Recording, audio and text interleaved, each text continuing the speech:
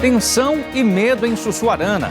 Mulher fica mais de 12 horas refém do ex-marido. Pelo amor de Deus, é minha vida, sai, qualquer coisa que tiver aí. Protesto e lojas fechadas na Barroquinha. Manifestantes acusam a polícia pela morte de 2 jovens. Segundo testemunhas, eles foram presos no domingo, suspeitos de assaltos a ônibus. Foram levados para a delegacia e depois liberados. Hoje, os corpos foram encontrados em Valéria. Bahia registra 14 casos da variante Delta e mais uma morte no estado. A segunda morte foi de um homem de 45 anos que morava em Senhor do Bonfim, no norte do estado.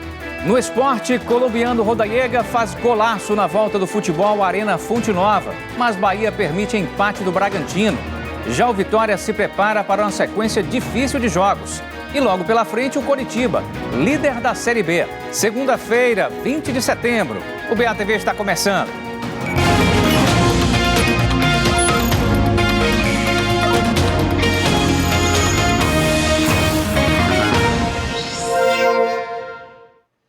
Olá, boa noite. Os ônibus continuam sem circular no terminal da Barroquinha, em Salvador.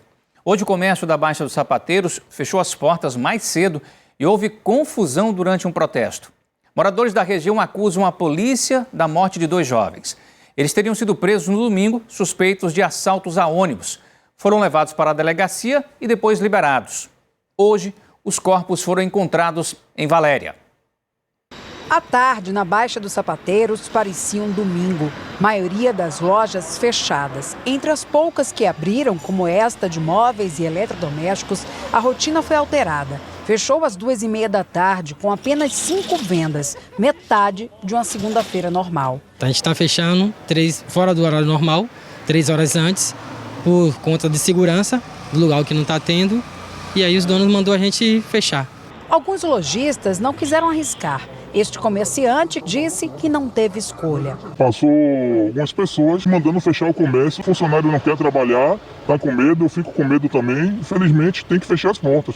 Os ônibus pararam de circular na Avenida JJ Seabra no meio da manhã. Segundo o Sindicato dos Rodoviários, manifestantes ameaçavam incendiar os coletivos. Alguns ônibus chegaram a ser apedrejados. Trabalhadores que foram liberados mais cedo tiveram que seguir a pé entre a Barroquinha e a Baixa dos Sapateiros. Estou vendo andando da Barroquinha. E qual o motivo? Não tem ônibus. Os ônibus pararam. E tá esse problema aí de fechamento das lojas, fechamos a loja e vamos para casa agora. O protesto reuniu moradores, amigos e familiares de Jamilton Bispo da Silva, de 22 anos, e Jorge Luiz Nascimento, de 23, encontrados mortos hoje no bairro de Valéria. Os 2 jovens que moravam na Baixa dos Sapateiros teriam sido abordados pela polícia quando desciam aqui a Ladeira da Preguiça a caminho da praia. Segundo familiares, eles foram confundidos com assaltantes e levados para a delegacia especializada de repressão a roubos a ônibus. E disse que liberou de 5 horas da tarde de ontem e até agora nada. E hoje apareceu o corpo dos 2 na Brasil Gás. E se ele prendesse meu filho, né, deixasse meu filho lá guardado lá, entendeu, velho? Lá. Se ele tivesse ou errado ou não errado, entendeu, velho? Eu ia lá, pegava meu filho, entendeu? Ele pegava meu filho, velho, e matar. Independente que meu irmão tinha ficha, não era pra ele tirar a vida do meu irmão, não. Era pra ele me prender. Os manifestantes ficaram reunidos na praça em frente ao Corpo de Bombeiros. Entre a manhã e o início da tarde, eles fecharam o trânsito em 2 pontos diferentes. Primeiro, na Rua Fonte do Gravatá, perto da Igreja de Santana. Depois, na Rua JJ Seabra. A PM usou spray de pimenta e bala de borracha para conter os manifestantes. Se fosse em outro ponto de Barão de Rico, eles iam chegar assim nessa violência, tratando as mães de família, tratando a mãe que perdeu o filho, a esposa que perdeu o filho, o marido. 2 homens e 2 mulheres foram detidos. O policiamento foi reforçado na região para impedir novos protestos, mas o clima continuou tenso. Encontramos aqui várias pessoas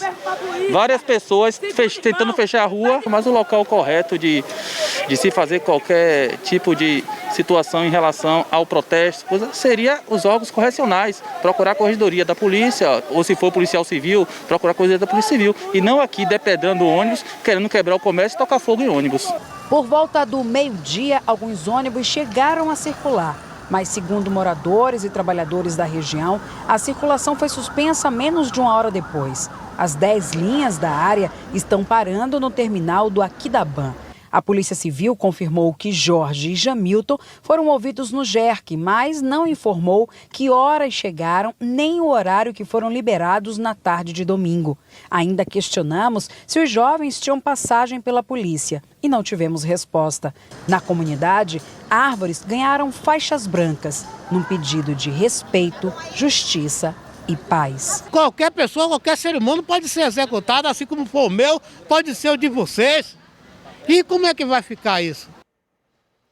Nós questionamos a Polícia Civil sobre a acusação de envolvimento com a morte dos 2 jovens, mas não tivemos resposta. Já para a Polícia Militar, perguntamos sobre o uso de spray de pimenta e balas de borracha para dispersar o protesto e sobre os manifestantes presos, mas também não tivemos resposta.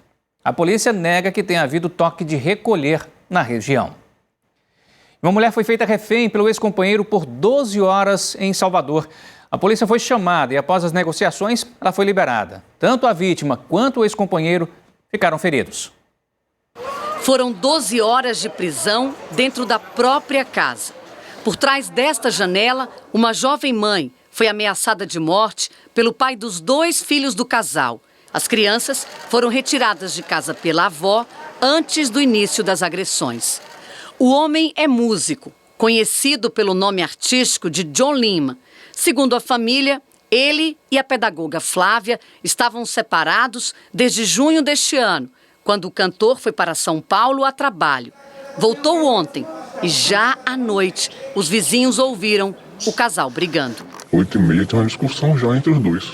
Ontem à noite. Eu estava vindo do trabalho, recebi uma ligação, me disseram que estava tendo uma confusão aqui do lado. Já imaginava o que seria. Ele sempre gritou com ela, né? Foi a mãe de Flávia que chamou a polícia. Quando os PMs chegaram em Sussuarana Velha, o cantor já fazia a ex-companheira refém, com uma faca. Os 2 ficaram trancados no quarto. Que esse homem saia, que viva a vida dele em paz e que não procure mais minha filha nem meus netos. Policiais cercaram a casa. A refém gritava para que eles se afastassem. Era um pedido do ex-marido. Tem polícia aí?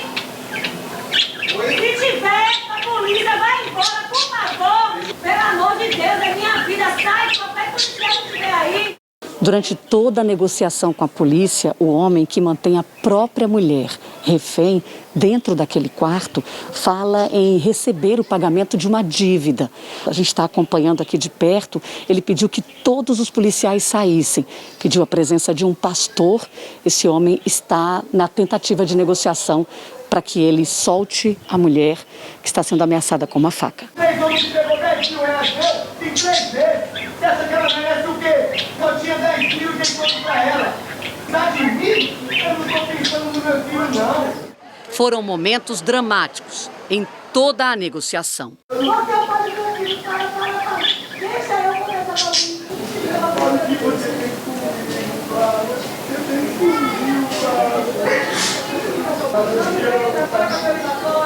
O cantor John Lima saiu do quarto, onde estava ameaçando a mulher. Essa imagem mostra com exclusividade ele limpando os ferimentos nas mãos. Poucos minutos depois, os 2 saíram da casa com a polícia.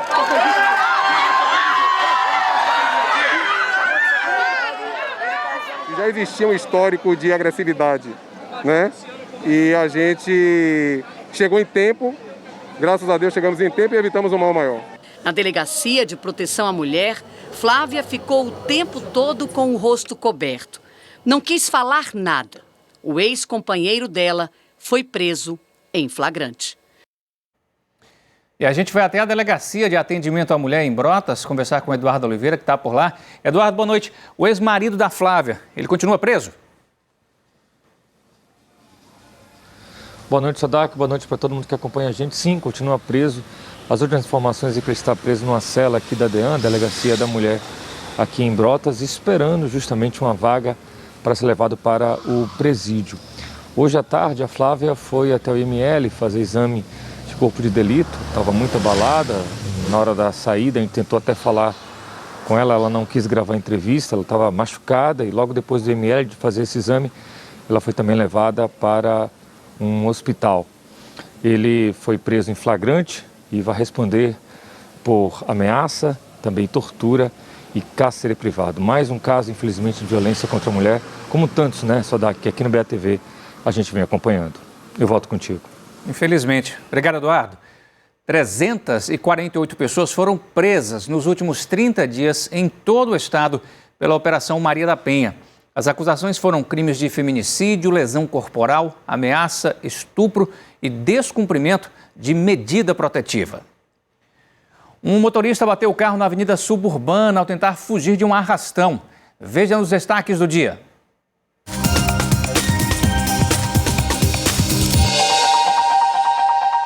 Um carro destruiu a frente de lojas na Avenida Afrânio Peixoto, na Suburbana, sentido Paripe, nas imediações de Santa Luzia do Lobato. Imagens de câmeras de segurança mostram o momento da batida. Segundo testemunhas, o motorista estaria fugindo de um arrastão e, ao passar por um quebra-molas, acabou perdendo o controle do carro e atingiu os imóveis. Ele teve ferimentos leves. Com o impacto, a rede de transmissão da Embasa de um imóvel foi atingida e houve vazamento. O carro foi retirado por uma equipe da Transalvador ainda na madrugada. Foi enterrado esta manhã em Itabuna o ex-secretário de Educação da Bahia, Adeum Hilário Sauer. Adeum morreu no sábado em um acidente de carro na BA-001, próximo a Canavieiras, no sul da Bahia. Ele foi secretário da Educação de 2007 a 2009. Adeum também foi secretário de Educação de Itabuna.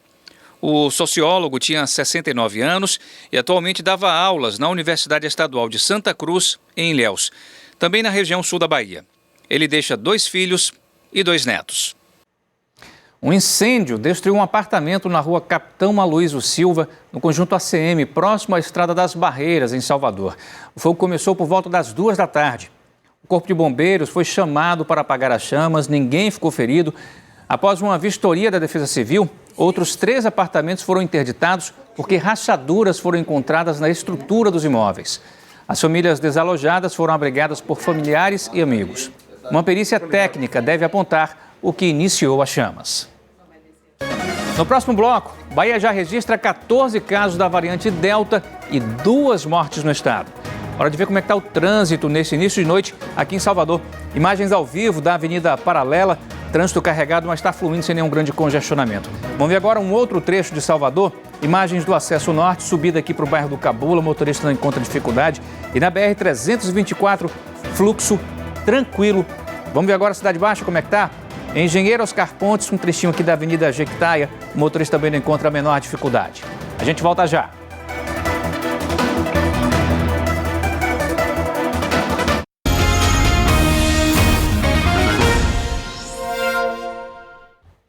O BATV está de volta de Salvador para todo o estado e com a notícia da 2ª morte pela variante Delta na Bahia.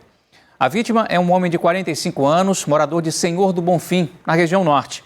Hoje, o Laboratório Central de Saúde Pública da Bahia, o LACEN, divulgou que mais 10 casos da Delta foram detectados por meio de sequenciamento genético. Agora já são 14 casos confirmados da variante Delta na Bahia. Os 10 novos foram identificados em pacientes de 7 cidades. Em Senhor do Bonfim, foram 2 casos. Um paciente morreu, um homem de 45 anos que tinha tomado só a primeira dose da vacina. As outras cidades são Sapé-Açu, Conceição do Almeida, Salvador, Vereda, Medeiros Neto e Vitória da Conquista, onde a paciente é uma mulher de 39 anos, que já está curada. Os 4 primeiros casos do estado foram confirmados em moradores de Feira de Santana, Vereda e Prado, além do tripulante de um navio que estava ancorado em Salvador. Ele morreu no dia 14 de agosto, mas a morte pela variante Delta só foi confirmada 13 dias depois. Segundo os especialistas, uma das grandes preocupações é com a transmissão da Delta. Uma pessoa infectada com a primeira versão do coronavírus transmitia a doença para 2 pessoas. Uma pessoa infectada com a Gama, a variante encontrada em Manaus, transmitia a doença para 3, 4 pessoas. Já uma pessoa infectada com a Delta pode transmitir a Covid para 5, até 6 pessoas. Esse pesquisador da Fiocruz diz que não há comprovação de que a Delta provoque mais mortes, Mas o aumento no número de casos é um indício importante. O que fica claro com essas novas amostras que vão ser identificadas do ponto de vista de ser delta é que indica claramente de que o vírus já está circulando internamente, que ele já é um caso provavelmente de transmissão comunitária. Ele acredita que o ideal seria realizar testagens em espaços públicos para descobrir o real aumento da variante na Bahia. Aumentar testagem nos metrôs, aumentar testagem em possíveis eventos que passam a ser abertos e realizados, ser realizado em shopping centers, por exemplo, onde tem grande circulação de pessoas e que estão assintomáticas. Em Prado, no extremo sul do estado, 100 testes por semana são realizados. Hoje, entre 8 da manhã e 1 da tarde, 60 pessoas foram testadas. A Secretaria de Saúde do Estado diz que está monitorando todos os casos suspeitos e confirmados, desde o dia 26 de agosto, quando houve o primeiro registro, e que a variante Gama, de origem brasileira, ainda representa 80% dos casos de Covid no estado. Todo caso que deu positivo, mas ele tem uma manifestação diferente, ele agrava muito rápido, ele é sequenciado. Todo caso que tem paciente que veio de fora, aí sim, é extremamente importante a gente fazer uma vigilância ativa, que é o que tem sido feito, e a gente precisa da atenção básica nos municípios baianos, porque a atenção básica, ela conhece o seu território. Então, ele vai buscar aquele caso que veio de fora, que veio de outro estado, que foi contato de um caso positivo, para que aí a gente consiga bloquear. A variante se apresenta com sintomas de uma gripe simples e vem crescendo, especialmente entre os mais jovens. Em Salvador, a Secretaria Municipal de Saúde diz que a dose de reforço da vacina para os idosos e a imunização dos mais jovens podem conter o avanço da Delta. Mas, como a transmissão da variante é mais rápida, manter os cuidados básicos ajuda a parar o vírus. Eu quero fazer um apelo pelo uso de máscaras, pela continuidade da higienização das mãos e pelo distanciamento social. Saúde pública é cada um fazendo a sua parte, para no final a gente vencer esse vírus perverso. Aqui na capital, mais de 143 mil pessoas ainda não foram tomar a primeira dose da vacina. Mais de 141 mil não apareceram para tomar a segunda dose. E mais de 8 mil idosos acima de 70 anos estão com a dose de reforço atrasada. Uma situação que preocupa, já que a vacinação completa é a melhor ferramenta para parar o avanço da variante Delta. Quanto mais nós avançamos e fechamos justamente o esquema vacinal, a gente consegue bloquear a transmissão dessa variante. Vamos buscar a vacina, gente, para acabar com esses números aqui, ó. Nas últimas 24 horas, 130 novos casos registrados, mais de 1.229.000. A média móvel de casos, ela permanece em queda, mas a de mortes, que na sexta-feira estava em queda, no sábado em estabilidade, hoje está em alta de 21%.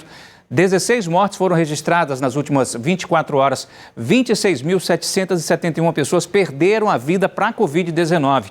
A taxa de ocupação de leitos hoje no estado está em 29%, leitos de UTI, e na capital, 23%. E amanhã, Salvador começa a aplicação da terceira dose para pessoas com 60 anos ou mais que tomaram a segunda dose até o dia 3 de abril. Também vai ter repescagem para os adolescentes de 13 a 17 anos sem comorbidades. Também segue normalmente a vacinação de gestantes e puérperas e dos jovens de 12 a 17 anos com comorbidades. A aplicação das segundas doses da Oxford, Pfizer e Coronavac também segue normal. As informações completas você confere no G1 Bahia. E chegaram hoje em Salvador os lotes com 168 mil doses da AstraZeneca e 800 da Janssen, a de dose única. Já no domingo, foi recebida a remessa da Pfizer com mais de 450 mil doses. Com isso, a Secretaria de Saúde do Estado vai distribuir amanhã mais de 625 mil doses dos imunizantes contra a Covid-19 para os municípios baianos. No próximo bloco, a gente mostra que as queimadas avançam no estado. E no futebol tem o empate do Bahia com o Bragantino, na Arena Fonte Nova. E a preparação do Vitória, que tem sequência difícil de jogos pela frente. A gente volta já.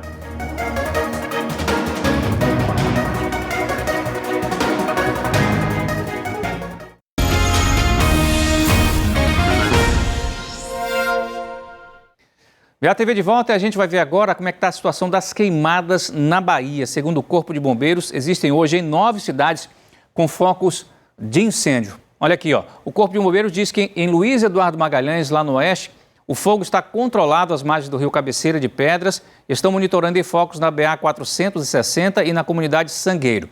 Em Barreiras, também no oeste, equipes continuam combatendo o fogo na Serra do Saco. Mas tem focos avançando para algumas fazendas, como mostram essas imagens aí feitas pelo nosso cinegrafista, o Nino Moreira. Na beira da estrada, as chamas estavam altas e os brigadistas não estavam conseguindo controlar o fogo. Um avião, inclusive, ajudava e ia apagando alguns focos. O combate ao fogo seguiu com o Corpo de Bombeiros e brigadistas. Em Morpará, o incêndio está controlado na localidade de Mundo Novo, mas o combate continua nas serras aí da Caxambeira e da Ema. Em Lençóis, na Chapada Diamantina, os focos se concentram próximo ao aeroporto da cidade. O Corpo de Bombeiros está monitorando ainda a situação em Oliveira dos Brejinhos e Baianópolis. Em Mulungu do Morro, o incêndio está controlado. Em Campo Alegre de Lourdes, o foco surgiu hoje. Já em Ceabra, na Chapada Diamantina, o incêndio está controlado. E no podcast do G1 Bahia, o Eu Te Explico, essa semana ele está tratando do aumento de queimadas na Bahia e os desafios da prevenção em combate aos incêndios. Os convidados são Adson Marquezine, comandante dos bombeiros, Giovana Rabelo, coordenadora da Brigada Voluntária na Chapada Diamantina, e o professor e coordenador do meio ambiente da UFBA, Antônio Lobo. Vá lá no G1 Bahia e confira esse podcast. E falando do tempo, essa semana começou com tempo firme e deve seguir assim, muito calor em todas as regiões do estado. Amanhã, por exemplo, só tem uma previsão de chuva rápida no recôncavo baiano e principalmente concentrada no começo da manhã. Influência aí dos ventos úmidos vindos do mar. Nessas cidades aqui, ó, a máxima passa fácil dos 30 graus. 34 graus em Juazeiro, sem chuva. 35 em Caravelas, onde pode ter chuva rápida. Em Barra da Estiva, madrugada com 13, tarde com 33 graus. Em Santa Rita de Cássia também não chove, máxima chegando aos 38 graus. E em Boqueira, onde também não chove, máxima de 37. Para Salvador, a previsão é de sol entre nuvens com chuva rápida que deve ficar concentrada pela manhã. A temperatura nessa terça-feira fica entre mínima de 21 e máxima de 30 graus. Agora vamos de esporte. O golaço do colombiano Rodallega no retorno do futebol Arena Fonte Nova só não garantiu os 3 pontos tão importantes para o Bahia, né, Renan?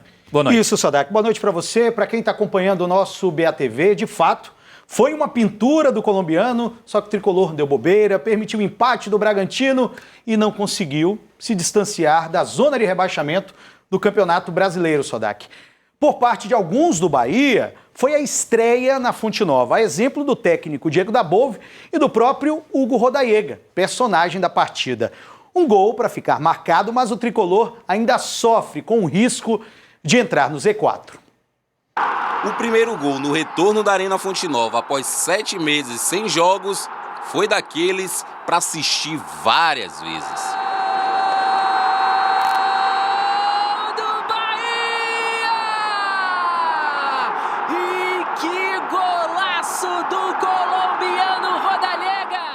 Bonito gol, e precisa disso. Pena que a alegria tricolor durou pouquíssimo. Ítalo recebeu livre na área, teve tempo de ajeitar e empatar a partida com muita tranquilidade. Falha da zaga. Ali foi a zaga mesmo que deu vacilo. O empate ofuscou um pouco do brilho do golaço marcado por Rodallega e, sem dúvidas, não era o resultado que o time precisava. O Bahia agora tem 23 pontos, um a menos do que o Grêmio, primeiro time dentro da zona de rebaixamento. E os gaúchos ainda têm 2 jogos a menos. Com a 6ª pior campanha como visitante na Série A, o Bahia tem um desafio lá em Porto Alegre na próxima rodada. Encara o Inter no Beira-Rio. E para não voltar de lá, no temido Z4, é preciso voltar a vencer. Um gol que com certeza vai ser visto várias vezes. O Vitória, que também empatou na rodada passada, agora enfrenta o Coritiba, líder da Série B. O jogo já será na quarta-feira no Barradão, parada dura, mas também é a oportunidade de confirmar por que o time é o 7º melhor desde que o segundo turno iniciou. Já são 9 rodadas seguidas vendo o Vitória na zona de rebaixamento. O torcedor rubro-negro tem sofrido com o time que não consegue engrenar na Série B. Tem pela frente uma sequência difícil que começa com o Coritiba na quarta-feira.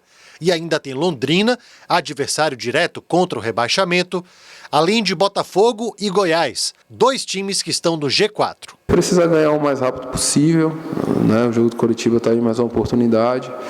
E dentro de nossas limitações, né, entregar o máximo que a gente tem que entregar aí nas partidas. Para sair da zona, o Vitória vai precisar vencer e torcer por outros resultados na rodada. A melhora de desempenho desde a chegada de Wagner Lopes tem dado resultado. O time ainda não respira aliviado, mas tem a 7ª campanha no segundo turno. O time não é ruim, mas a Série B está forte. Esse ano está forte. Torcer contra os adversários não vai valer se o Leão não fizer a parte dele, que é vencer o Coritiba no Barradão quarta. Nos últimos 5 jogos tivemos uma derrota, 2 vitórias, 2 empates, né? Um bom desempenho, mas ainda é muito pouco para o que a gente precisa para sair dessa situação. E pela Série C, a situação do Jacuipense ficou ainda mais complicada. O time de Riachão de Jacuípe perdeu para o Botafogo da Paraíba e precisa, na última rodada, ganhar do Altos e torcer para o Floresta perder. Sem falar que é preciso também tirar a diferença de 6 gols de vantagem do Floresta para evitar o rebaixamento para a Série D. Boa sorte a Jacupa. E a realização de eventos esportivos voltou a ser liberada em Salvador, isso depois da publicação de um decreto, hoje à tarde, assinado pelo prefeito de Salvador, Bruno Reis. As competições voltam a ser permitidas desde que sigam um protocolo. Alguns pontos importantes aqui, devem ser realizados preferencialmente em locais abertos e ventilados. O uso de máscara é obrigatório e também proibida a presença de torcida. Lembrando que esse decreto não inclui o futebol, Sodac, todas as informações no ge.globo/BA público ainda não. Esperar mais um pouquinho ainda. Esperar mais um pouquinho. Boa noite para você. Obrigado, Renan. A gente fica por aqui. Para rever as nossas reportagens, acesse g1.com.br/Bahia e outras notícias logo mais no Jornal da Manhã. Para você, uma boa noite. Continue se cuidando. A gente se vê amanhã. Tchau, tchau, pessoal.